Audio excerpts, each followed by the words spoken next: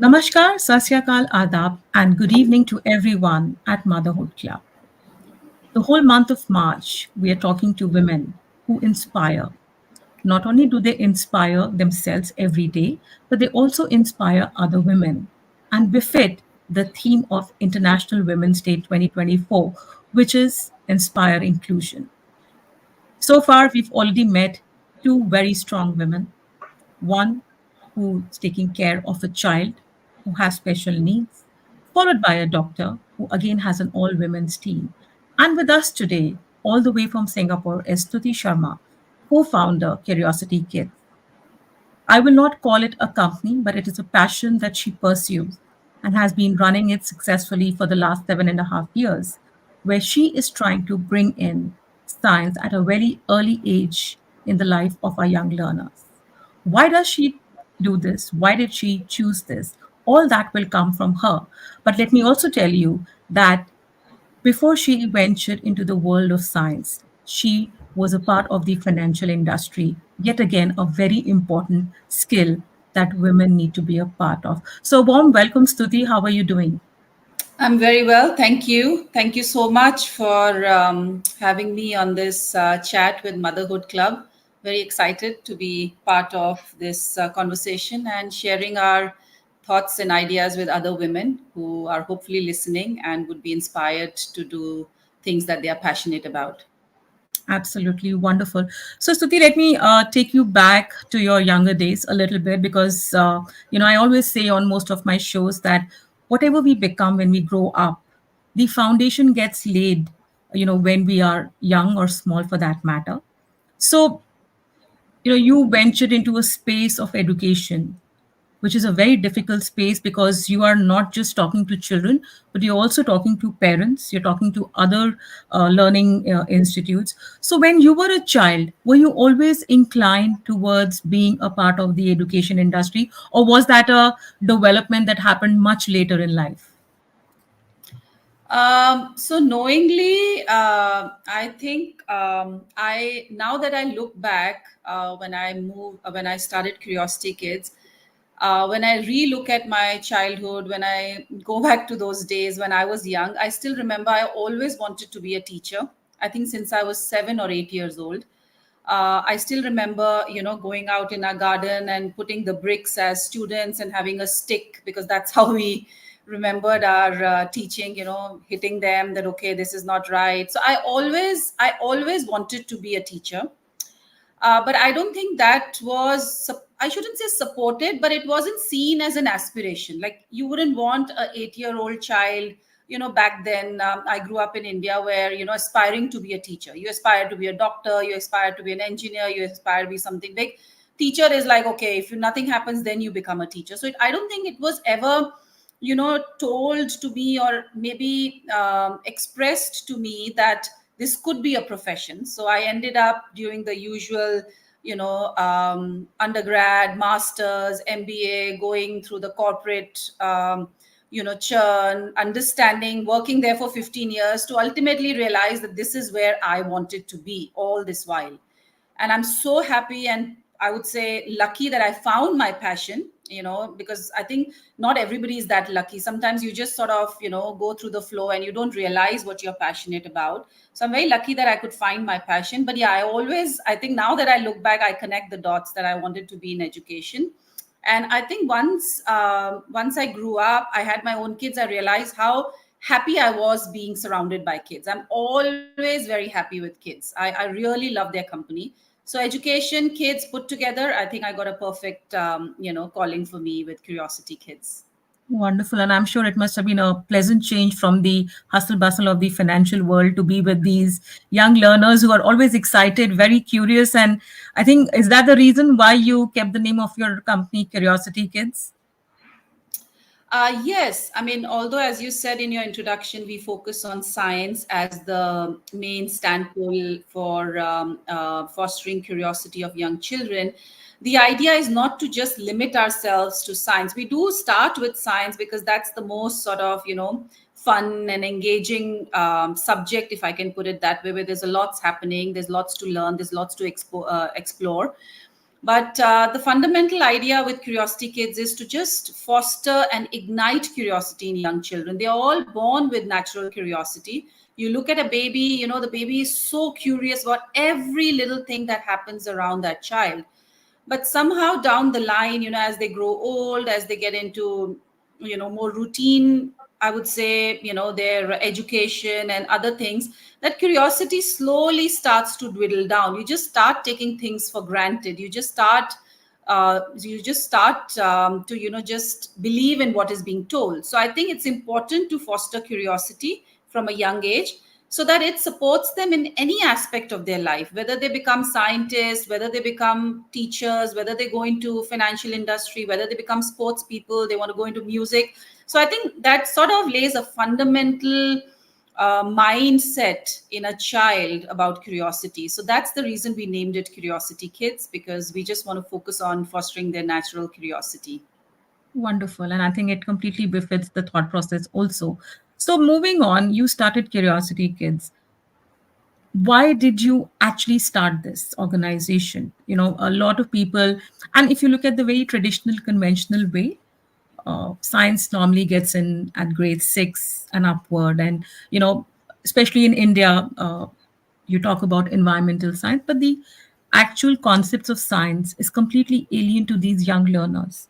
And a lot Yeah. of people have a mindset that, oh, they're too young to actually comprehend all these things. So, I also feel that, and specifically why I'm asking you this question is that, you know, one, you inspire people to work and you inspire them in other ways. In some way, you're also inspiring young mothers to actually help their kids or kind of, support them so that they can foster that skill that a child has, which is the curiosity, the curiousness. That so why did you start this, leaving your job into the financial industry, or you also worked in the talent search industry? Yeah, so it's a little bit of a short story. So I started, I never had planned to run my own business. As I said, when I grew up, I went through a very traditional education system in India back then, get a job, get a secure job, and, just live 9 to 5. So that is what my idea of a happy life was at that point. I did that for 14, 15 years till I realized this is not where I belong. And I started to feel that there is something more to life than just working in a job which you may or may not like. But then at the same time, I also became a mother. And when I had my daughter, who's now a teenager, I realized that, at the age of 2, 3, when they barely just start to communicate properly, they are able to express a lot. There's a lot of questions in their mind. They want to do a lot of things in the house. I'm sure every parent will relate to this. They go into the kitchen, they bring out all the utensils, they want to bang them, figure out what kind of sound they are making. They try to explore that a harder metal utensil might be different sound than a little bowl. So they're trying to do so many things at that point. And I felt that whenever she asked any question, instead of saying, oh, by the way, this is something very difficult, you won't be able to understand, you'll study it in later years in your life in school, I thought to myself, if my child is asking this question now, they're curious about it now, this is the time to answer that question. Because I don't want her to stop questioning things that are coming in her mind, because she's just curious, every other child. So I started to design very simple experiments. I would say, okay, let's talk about force today, or let's talk about gravity, let's talk about colors, whatever, let's talk about heat, anything, whatever she wanted, she was interested in. And I would research, I would design certain simple experiments, come back home, do it with her. And I still remember it used to be every Wednesday, and she would wait for the Wednesday, and I would run a little early from my office so that I can spend that 1 hour doing these experiments with her. And she just started to enjoy them. She started to really understand science. Of course, I'm not getting into very complicated topics, but she did understand what I was talking about, if I could really sort of make it simple for her. So I realized it was something that a 3, 4, 5-year-old child could easily understand, definitely easily comprehend. And that's when I did that for a couple of years, till all her friends started to come in. So it sort of became a passion project at that point. until her school invited me to do some parent, workshops, because they said that, your daughter is she's very aware of her surroundings. She's able to connect the dots. She understands when we talk about something, she's able to relate it to something. So, just being aware of her surroundings. So I think that's when I went to her school to do the workshops, I realized as a parent that, okay, this is something that is definitely needed. And that's when, I decided to quit my job and start Curiosity Kids back in Wonderful. 2016. Yeah.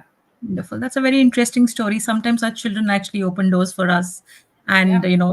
and when they open it for us, perhaps you give it back to them in a better way. And we have Shweta saying that rather than any special talents, I feel curiosity is the best tool that every child has and should be developed. We keep moving forward, opening new doors and trying new things because we are curious, and curiosity keeps leading us down new paths and bettering ourselves. Absolutely. Thank you, Shweta, for sharing that. And Yeah. Stuti, let me welcome all the people who are watching us right now. Thank you so much. We are live on YouTube, Facebook, and LinkedIn. So, Yeah. Stuti, it's been about 7.5 years that you've been running this thing, and across regions, India, Singapore, and Hong Kong. Yes. So, do you only hire women in your organization? And if so, why so? To answer your question very straightforward, yes, we only have women in our business. But I'll caveat it, it wasn't intentional. I did not start with that idea. However, as I slowly went through sort of expanding my business, learning myself, I realized that there is a very, very big pool of talent sitting there, unutilized in most times, which is the young mothers. They are extremely well educated. They have done, whatever qualifications they had to, but now they are at a stage of their life where they have young children, and they cannot possibly, or they do not prefer to go back to a full-time job because they want to balance their life, their family life, their careers, everything. And that's what made me realize that, this is a great pool for us to look into when we look for educators in Curiosity Kids, whether it be in Hong Kong, Singapore, or India. We target these young mothers who are definitely capable of running our program, and at the same time they want to balance their life with their being with their children. So we offer them freelance working hours, so they have flexibility. They can choose the days of the week they want to work. They can choose how long they want to work for. And I think I really am so happy that we have that pool of talent, because there are three things that come in that pool, which I've realized in the last 7 years. One, because they are so focused on balancing their life with their family and their career, there's no unnecessary, how should I put it, unnecessary. I don't want to use the word politics, but there's no unnecessarily banter around work. People come, they do their work, it's done. So the productivity is extremely high. Number one. Number two, all these women are in the same phase of life. Somebody has a 4-year-old, somebody has a 6-year-old, somebody has a 10-year-old. So they really, whatever they get to do in Curiosity Kids workshops, they go back and do it with their kids as well. So it supports them in their parenting. It supports them in their bringing up their children or fostering their curiosity as well. Because as mothers or as parents, we want to also take care of our children. We just don't want to go out and do stuff with schools or other kids. We also want to come back and say, hey, this is something good. I want to do it with my own kids too. And the third thing is that, I find this pool of talent extremely reliable, very responsible, and they really take pride in what they are doing. So I think they genuinely feel happy, passionate, satisfied, which is very difficult to find in a working environment, because having all your staff or all your people working for you extremely happy and passionate about what they do, I think brings the best in them. So yes, so it didn't start as a thought, but over the years I've realized, and now I think we've sort of, naturally or by design, flown towards that side. So all our staff are female. I'm not saying we are averse to having males in our organization. Of course, we do have some people on the board, but I definitely feel that that's a great talent pool that we've been able to tap into, and we are very, very fortunate to have these women work with us. So that's very, wonderful that you have women, and whether it was by design or otherwise, I think it's very important that women get a chance to work in an environment which is flexible. And yes, I agree that that unwanted politics, the illogical conversations, and a lot of other things that happen at workplace, which is a sheer waste of time. At least here you're doing something which is meaningful, and you're doing it when you actually are focused in terms of whatever you're doing. But Right. tell me one thing, Suti, from the generation that we come from, we've been hearing that science, maths, technology, anything which is very analytical, women don't have that skill. Women generally lack those kind of skills, and most often than not, we hear this. So, did you ever face a question from any of the countries that you work with that, you know, are your facilitators capable? You have a women's team. Can they do their job properly? And how did you counter that? And what skills do you normally look at when you hire women? So, two contradictory questions, but very important. Yeah, no, absolutely. I mean, that's a good point. STEM is very largely represented by women as a sector across the world. It's not just in any particular geography across the world. I always ask this question to my students. Even some of the times, even our teachers, can you name five female scientists across generations? The only name they have is one, Marie Curie, because that's the only name. I mean, people struggle to name five scientists who are females, but you tell them to name five scientists who are men, they'll quickly do it. So that says a lot. It's not that women did not are not capable. Absolutely not. They are more than capable, if not equal to. It's just that the opportunities provided to them were always very limited.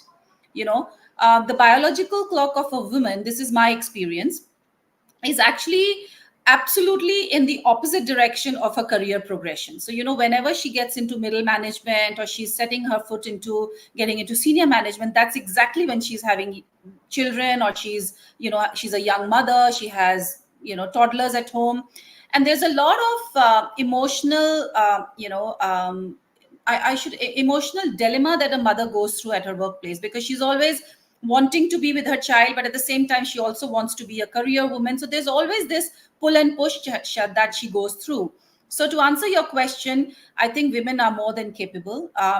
Fortunately, I've never come across this as a question as such, because I think now in this generation there are more and more examples that are coming out where women are leading technology companies, or they are in the know-how of cutting edge technologies, etc. So I think we just need to give them the opportunity. If we give them the opportunity, they definitely will have those roles to play, or they can definitely do that. Our teachers, for sure, they are equally educated. They all are highly educated in science. They have a science background, or they would definitely be interested in science. So I don't think they are any less in that sense. In fact, I would say they are even more, because they put in more effort, because it's something that they don't find easily. This work life balance, freelance roles, it's not easy to come. And these kind of roles where you actually do something value add. There are a lot of part-time roles where you're doing some very basic stuff which you don't want to do as a PhD or a master's, right? You want to do something meaningful, which makes sense. After doing that much of education, you feel happy and proud of doing. So I think they do a great job. And of course we train them, we bring them up to speed, we regularly work with them. But yeah, I mean, I think women are definitely in the next 50 100 years, I'm sure, when I ask this, when not me but whoever asked this question of five female scientists, I really hope we have more examples to cite. Okay. So, there's a question that, are you conducting workshops in Bangalore? All right. Okay.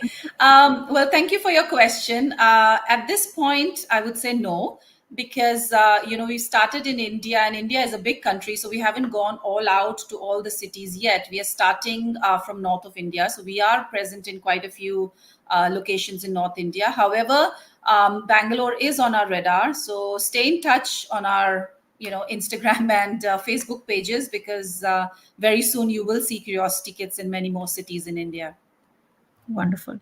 So I want to ask you, this is specifically to Stuti as an individual and not as the co-founder for Curiosity Kids. Three countries, your own family life, children, husband, parents, in-laws. How do you balance your family life and career? I think this, I've always thought about this question, and I think we've heard it many times. People say, but I've actually lived with this experience that you need to have a very supporting life partner. That's the first thing. And I think I've been very fortunate to have somebody who's not only supported me, but actually, pushed me to do things that I probably wanted to, but just was hesitant because I had so many other responsibilities to manage. So I think that's the first step. Of course, you have to be extremely passionate about what you want to do. You have to be confident that you can do it. There are lots of hurdles, no doubt. There are always lots of hurdles. But I think in my mind, what was very important for me is I want to be with my children. My husband always puts this quote, and I love it. I want to be with my kids when they need me, not when I have the time to be with them. It's a very deep sentence. So you want to spend time with people when they need you, not when you have the time to be with them. So when my children need them, when they were 3, 4, 5, 6, whenever, it could be in teenagers, it's really a very subjective thing. I always want to be with my kids. So Curiosity Kids, then I have to work double hard at Curiosity Kids to make sure that I give them a living, because at the end of the day, you have to earn money. You cannot be with your kids. You have to also provide for their education or whatever. So and at the same time, I want a career. I don't want to leave. I'm very clear. I want to be working as long as I can. So when I look at all these three things, it somehow balances out itself. So there are times when I work late at night. There are times when I work early in the morning, because I want to be with my kids, but at the same time I want to make sure Curiosity Kids also grows. So I think it's not difficult, but you need to have the right support system, most importantly your life partner, and of course you have to have a will to make that happen, because nobody else will make it happen for you. Absolutely. I think that's very well said that one, you need to be with your children or anyone when they need you and not when you have the time. And I think it's very important for each one of us to realize our own abilities and capabilities. Yeah. And, I think while we are in the 21st century, but a lot of times women do play the victim card that, I do so much and I don't have time for myself and so on and so forth. But I think it's the passion with which you work, which is very important. And at the same time, I think you need to be comfortable in your own skin that Yeah. I can do this, I will do this, and I will manage all my. So, it's been a long time to run these classes.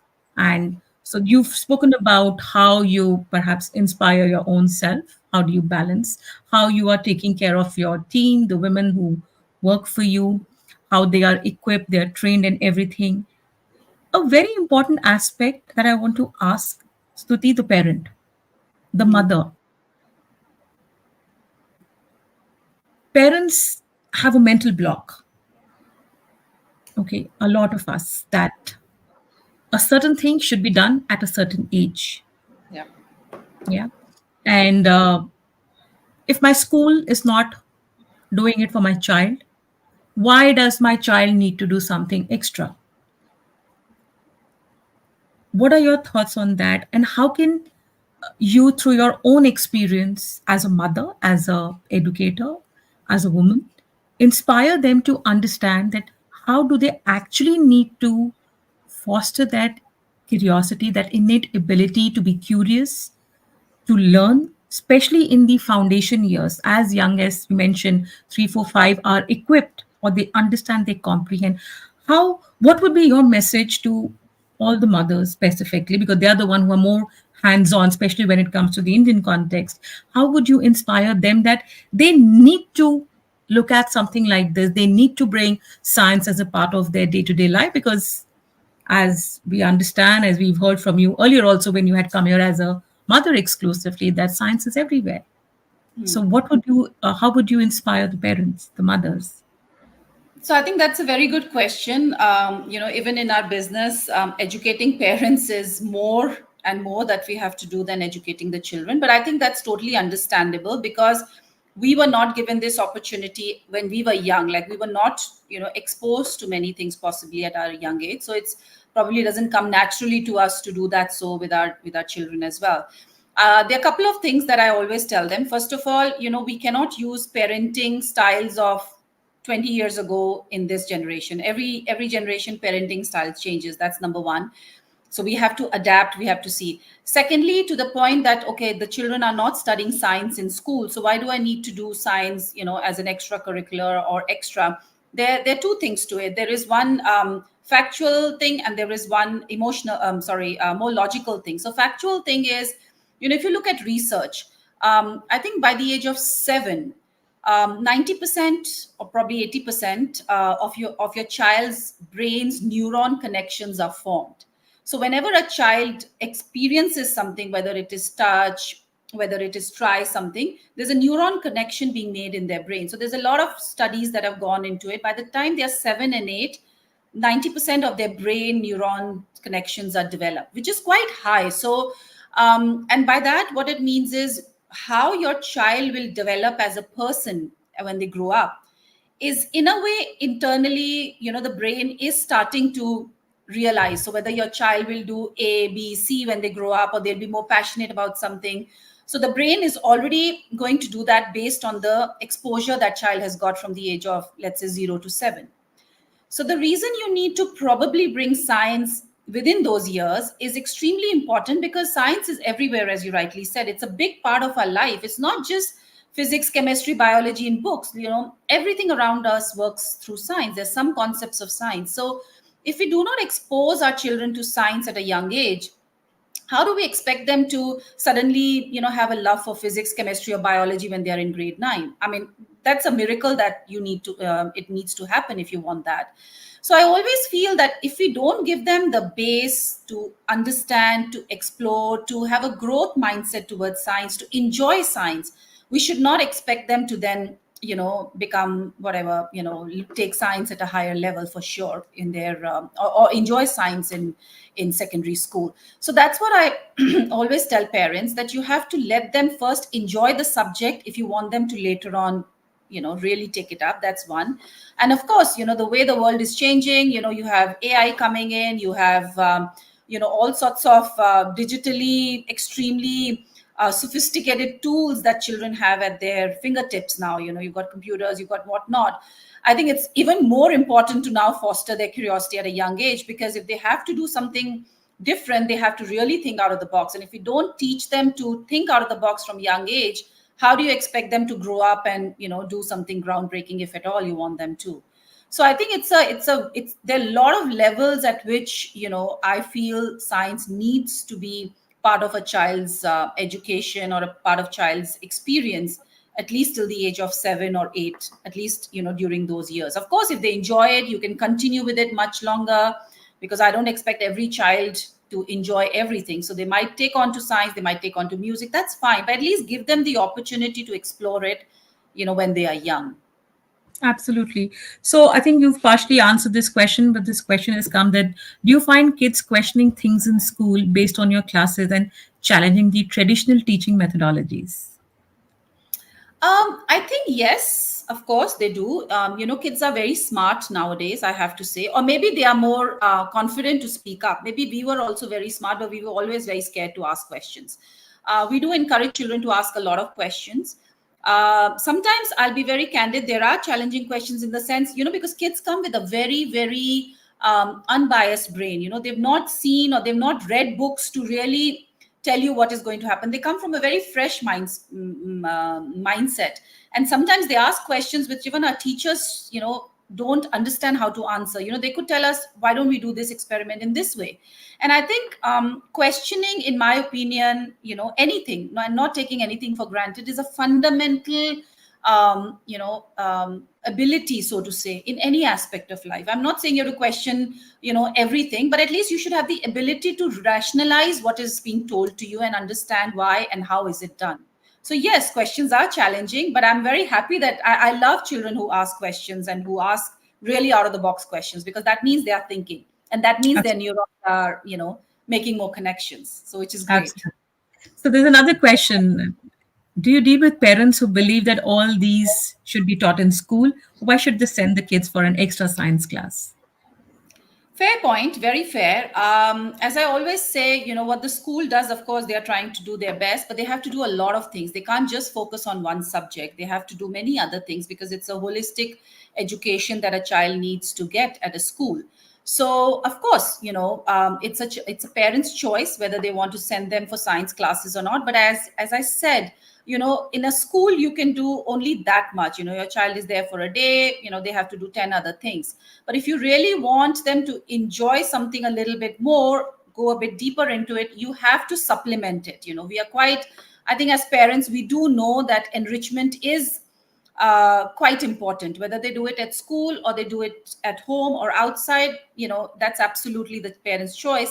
But enrichment classes, if you can call them, or enrichment education is extremely important because you want your child to have a well-rounded understanding of the world. So yes, schools do try and do as much as they can, but I think if you want to really foster their curiosity and your child has the time and you have the capacity, you should definitely explore other options, whether it is science or anything else. Wonderful. So let me just add to what Stuti said that my daughter also attends Curiosity Kids class. And as you were sharing about your daughter, she's very excited that, okay, on that particular day of the week, she has a class. And what the change that we find in her is that anything and everything that happens around her, her immediate question is there a science to this? Is there a science to this? So that comprehension, the realization that there could be science in just about anything and everything, I think half the job is done, and then it's just about understanding the concepts. And the fact that the child is enthusiastic, is excited to be a part of the classes speaks volume about the facilitator also, that how in a very playful manner the concept is communicated to children. So a couple of more questions to the how do you deal with special children? If there are special needs children in the class, do you encourage them to be a part of the class, or how does it work there?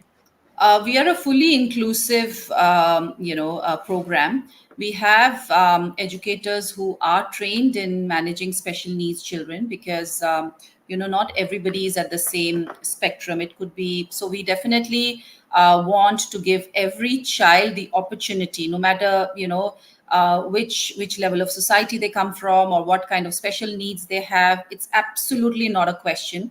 We will ensure that the child does participate equally into our workshops and is integrated into the workshop. It's not like you're doing something different for them, because science doesn't differentiate between who is doing the experiment, so why should we do that? So absolutely, yes, it is an inclusive program. Wonderful. So I think, Suti, you've spoken about how you inspire yourself, how do you inspire women around you, how you inspire children to think scientifically, to understand that science is everywhere. And of course, you've mentioned about a few key reasons why parents should, look at these kind of enrichment classes. To sum it up, what would be those maybe two, three guidance or advice from your end for mothers, because predominantly we have mothers on our platform, that how they can benefit from these classes that are being conducted by Curiosity Kids, or for that matter, uh, what all can they gain besides science when they are a part of these classes?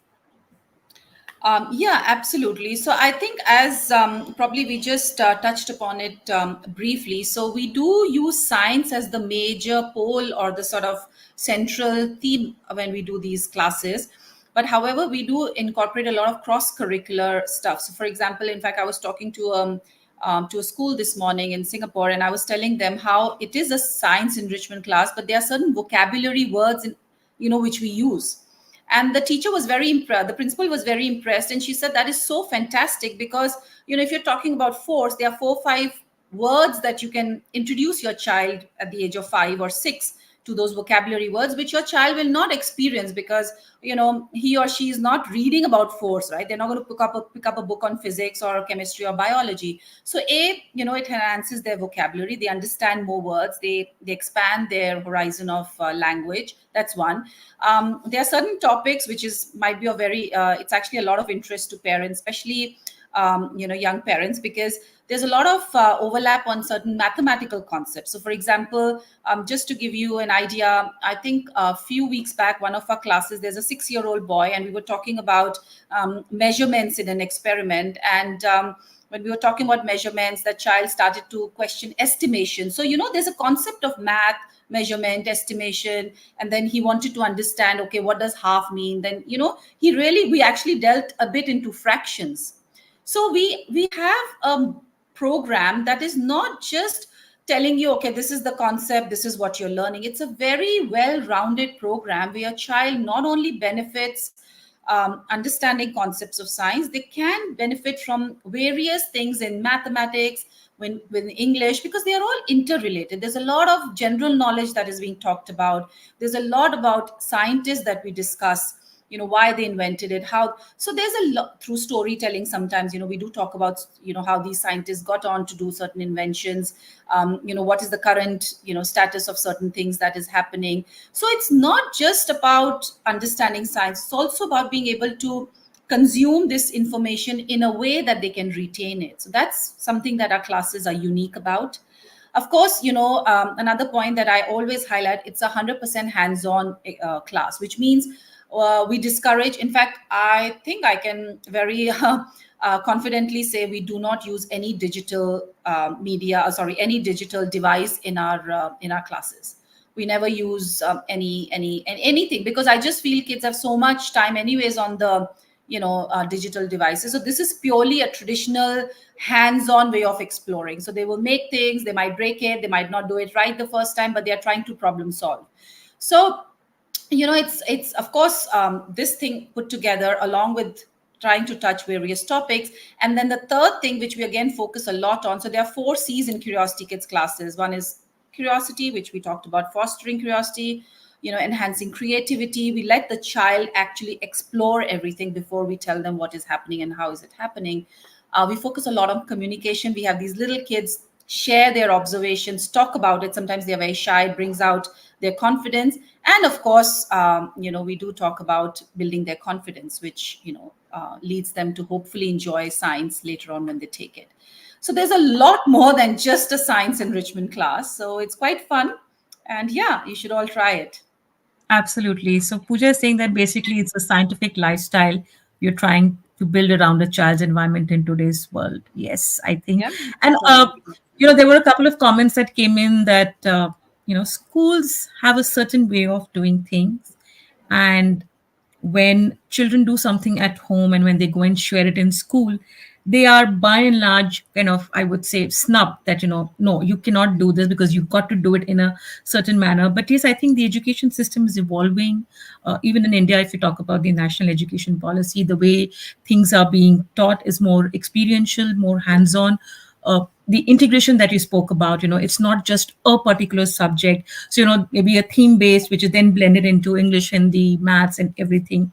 right, Uh, and I think I really like the idea that every child does it hands on, because I'm a firm believer that the only way you can actually register something is when you do it by yourself. I always quote this example in my financial program that in our good old days, when you dial a phone number on the dialing pad that we had, the round one, we remembered numbers, we remembered birthdays and anniversaries. But come to today, we are so dependent upon Facebook, or we've just forgotten. So I think that's very important. And let me tell everyone that the fact that we, brought Stuti here to talk about inspire inclusion and how she's managing. So I'm that one person who's also been inspired by what Curiosity Kids does. Not only does my daughter attend these classes, but I also kind of, join hands with them to set the business in NCR. And believe you me, when kids come and the kind, as Stuti was talking, the fact, the kind of questions they ask, it's very interesting. And what is even more beautiful is that the child is allowed to do, there are no no's over there, that no, you can't do this. Of course, If it is very hazardous, then, or if it's going to harm the child, we do tell them certain rules are there, that they cannot put things in their mouth, they can't touch their eyes, and so on and so forth. But they come up with some beautiful insights, which even as adults, you come back and think, oh, how come I didn't think about this? So I want to share this, Stuti, and it's one of my favorite example. This my young girl just turned 3, was doing an experiment, doing color science, and we were telling them about primary colors. And the child kept thinking, the primary word was perhaps a little difficult for her to pronounce. And then suddenly she says, ah, ma'am, you're talking about cranberry colors. Right. So we said, okay, let the cranberry stay with her. Let's not, check her. And we were talking about primary. And a few days later, when I met her, she actually got the word right. She said, ma'am, these are primary colors. So I think the message, as a parent, as also someone who's a part of these experiments, for parents, don't just teach your child, let them explore, let them do it themselves, Exactly. and Yeah. allow them to think differently, allow them to think out of box, as they also mentioned, because that's the only way. While we are moving towards AI, but I think that's the only way where we'll actually create humans and not create robots. So, Stuti, before I let you go, this robot just got a question into my head. Uh, there is this huge influx of coding, robotics, that is, mushrooming in India. I'm not too sure about other countries, or maybe that's become history for them. What do you have to say on this? Uh, is it important to build the foundation? Well, I guess the answer is yes. But parents are getting more inclined towards these things, forgetting the foundation, forgetting the basis which the child will actually perhaps comprehend all those things. So, what do you have to say to these fads that, perhaps come and go?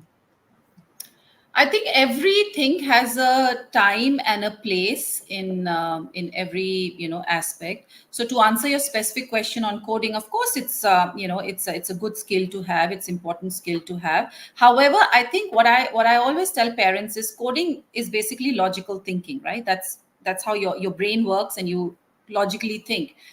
But first teach your child to think logically before you want to put them up in front of a computer to tell the computer to think logically. So what I feel is, you need to first give them the tools to develop their own brain, develop their own thinking, develop their own curiosity, or whatever you may call it, before you let them do all these things. Because the fundamental blocks of human development is curiosity.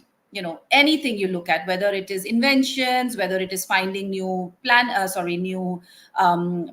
continents, whether going to Mars now that we want to, everything comes from curiosity. So if you do not foster the curiosity, no matter what you try and do on top, it'll all be superficial. Your child will, you know maybe enjoy it, but if you really want them to literally take onto it, you have to foster their curiosity, and that's what we are trying to do from a young age. Absolutely. So thank you so much, Stuti, for sharing insight about your own balance of family and career, about the classes that Curiosity Kids does, and how we as parents can help our children through one topic or through one subject. There is so much more value that we can add. And please allow your child to just be free, creative, curious, and allow them to ask those questions. I think that's very, very important. We do have a few teachers in our group. So, teachers, if you are listening or you would listen to this later on, do absorb and understand what has been shared today. And if it inspires you, perhaps that's the way forward. So, thank you so much, Stuti, for sharing your insights, your views about this. Truly, I think women are, working towards inspire inclusion across the country, across the globe. And we all need to motivate each other. So thank you for giving that opportunity to so many women. And if I'm correct, that most of them are mothers also. Yes, I think almost all of them, if not predominantly, So, yeah, majority. absolutely. So, mommies, we do have a chance to, you know, make something meaningful out of our life, help our children, help ourselves. So, don't think if you've become a mother, you're career has come to a standstill, if you're keen to explore something as interesting as this, do get in touch and we will put you on to the Curiosity Kids team. And who knows, you might be the reason we have another scientist, a girl scientist, Yeah. or a lot more. So thank you so much, Stuti, for sharing your thoughts and being here at Motherhood Club. So everyone, do get inspired, be an inspiration to many. We all have it in us. Do look at the person who you see every day in the mirror and get inspired and become the reason to inspire someone else. So signing off for today. Till we meet again. Take care, everyone. Bye bye. Thank you, Stuti. Thank you Thank so much. you. Thank you. Bye Bye bye. bye.